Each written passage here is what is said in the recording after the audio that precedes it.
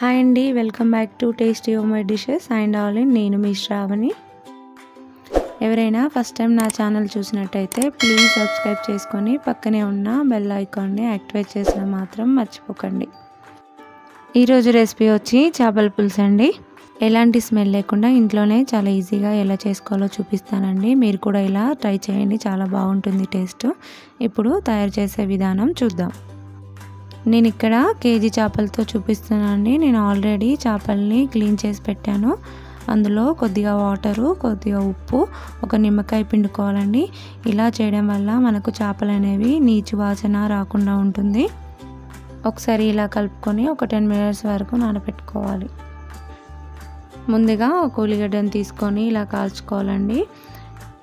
ఇలా కాల్చిన ఉల్లిగడ్డని మనం పేస్ట్ చేసుకొని చేపల పులుసులో వేసుకుంటే టేస్ట్ చాలా బాగుంటుందండి. నేను ఇక్కడ చిన్న సైజు ఉల్లిగడ్డలు 3 తీసుకున్నానండి. వాటిని ఇలా పూర్తిగా కాల్చుకున్న తర్వాత వాటికున్న పొట్టు తీసేసి సన్నగా తరిగి గ్రైండ్ చేసుకోవాలండి.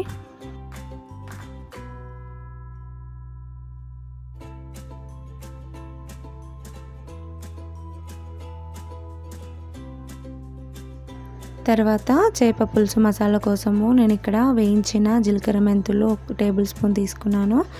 1 టేబుల్ స్పూన్ వెల్లుల్లి, 1 టేబుల్ స్పూన్ ధనియాలు తీసుకొని వీటిని గ్రైండ్ చేసుకోవాలి. చేపతో ఎలాంటి కర్రీ చేసినా, ఫ్రై అయినా మనం ఫ్రెష్గా మసాలాలైనా అల్లం వెల్లుల్లి పేస్ట్ అయినా చేసుకోవాలండి. అలా చేయడం వల్ల టేస్ట్ చాలా బాగుంటుంది. ఇలా గ్రైండ్ చేసుకున్న దాన్ని వేరే బౌల్లోకి ట్రాన్స్ఫర్ చేసుకోవాలి. తర్వాత చేపల్ని శుభ్రం చేసుకోవాలండి. వాటర్ లేకుండా చూసుకొని అందులో 1 టీ స్పూన్ పసుపు, ముందుగా గ్రైండ్ చేసి పెట్టుకున్న ఆనియన్ పేస్ట్ వేసుకోవాలి.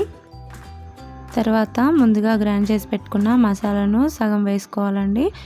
మిగతా సగాన్ని మనం పోపులో వేసుకోవాలి. ఇందులో 3 టేబుల్ స్పూన్స్ కారం,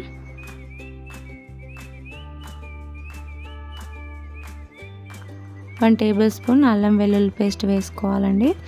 ఇప్పుడు ఈ మిశ్రమాన్ని మొత్తం ముక్కలకు పట్టేలాగా బాగా కలుపుకోవాలి. ఇలా పూర్తిగా మసాలా మొత్తం ముక్కలకి పట్టించాలండి. ఒక 5 మినిట్స్ వరకు పక్కన ఉంచుదాం. ఈలోపు స్టవ్ మీద ఒక కడాయి పెట్టుకొని కడాయి వేడెక్కాక అందులో 1 కప్పు ఆయిల్ వేసుకోవాలి. ఆయిల్ వేడెక్కాక 1/2 టీ స్పూన్ జీలకర్ర, 1/2 టీ స్పూన్ ఆవాలు వేసుకోవాలి.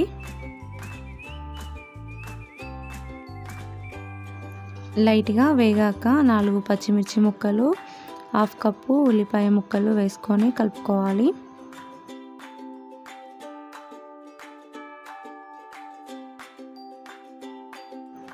ఇలా ఆనియన్స్ లైట్ బ్రౌన్ కలర్ వచ్చాక మిగిలిన సగం మసాలాను కూడా ఇందులో యాడ్ చేసుకోవాలి.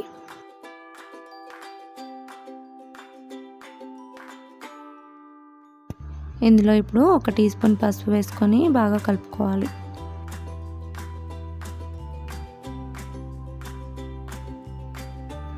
ఆనియన్స్ అన్నీ పూర్తిగా వేగాక ఇందులో ముందుగా కలిపెట్టుకున్న చేప ముక్కలు ఒక్కొక్కటిగా వేసుకోవాలి. అన్ని చేప ముక్కలు వేసుకున్న తర్వాత ఇలా చూపించే విధంగా ఒకసారి కలుపుకోండి, లేదా ఒక గరిటెతో ఇలా తిప్పుకోండి. ఒకేసారి మొత్తం కలిపేసుకుంటే ముక్కలు అనేది విరిగిపోతాయండి.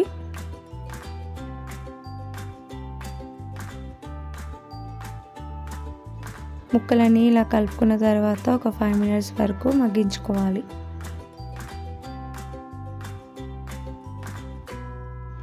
5 మినిట్స్ తర్వాత మనకి ఇలా అవుతుందండి. ఇప్పుడు రెండో వైపు కూడా తిప్పి వేసుకోవాలి.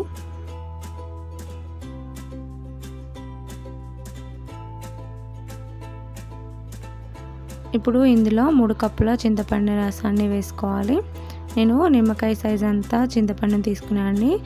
దాంతో 3 కప్పుల నిమ్మకాయ రసాన్ని చేసుకున్నాను. 1 కప్పు వాటర్ వేసుకోవాలి. చూపించే విధంగా నెమ్మదిగా ఒకసారి కలుపుకోవాలండి. ఇప్పుడు ఇందులో రుచికి తగినంత ఉప్పు, 1/2 టీ స్పూన్ మిరియాల పొడి వేసుకోవాలి.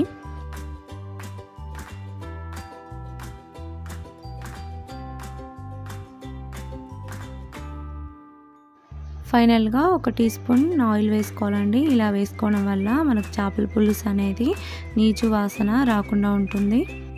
ఇప్పుడు ఈ పులుసుని మనం ఒక 2 మినిట్స్ వరకు మూత పెట్టుకొని సిమ్లో మగ్గించుకోవాలండి. 2 మినిట్స్ తర్వాత చూస్తే చేపల పులుసు పర్ఫెక్ట్గా రెడీ అయిపోయిందండి. ఇప్పుడు స్టవ్ ఆఫ్ చేసి పక్కన పెట్టుకోవాలి. అంతేనండి, చేపల పులుసు రెడీ అయిపోయింది. నేను చెప్పే టిప్స్ ఫాలో అవుతూ చేయండి. మీకు ఎలాంటి స్మెల్ రాదు, టేస్ట్ కూడా చాలా బాగుంటుందండి. మీరు కూడా తప్పకుండా ట్రై చేసి ఎలా వచ్చిందో కామెంట్ బాక్స్లో చెప్పడం మాత్రం మర్చిపోకండి. ఈ చేపల పులుసు మీకు నచ్చినట్టయితే లైక్ చేయండి, షేర్ చేయండి, సబ్స్క్రైబ్ చేసుకోవడం మాత్రం మర్చిపోకండి. Thank you for watching.